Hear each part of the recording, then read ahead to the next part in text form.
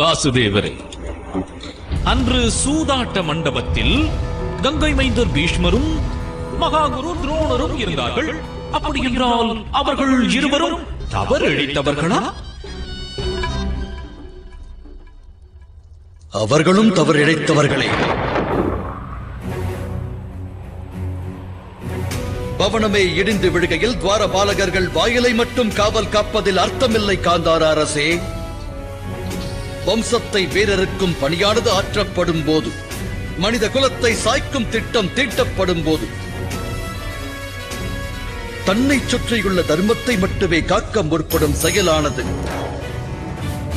அனர்த்தம் என்றுதான் அறியப்படும். அப்பணி செய்தவர்கள் போற்றப்பட வேண்டியவர்களாயினும் அகிலம் அவர்களை தூற்றத்தான் செய்யும்.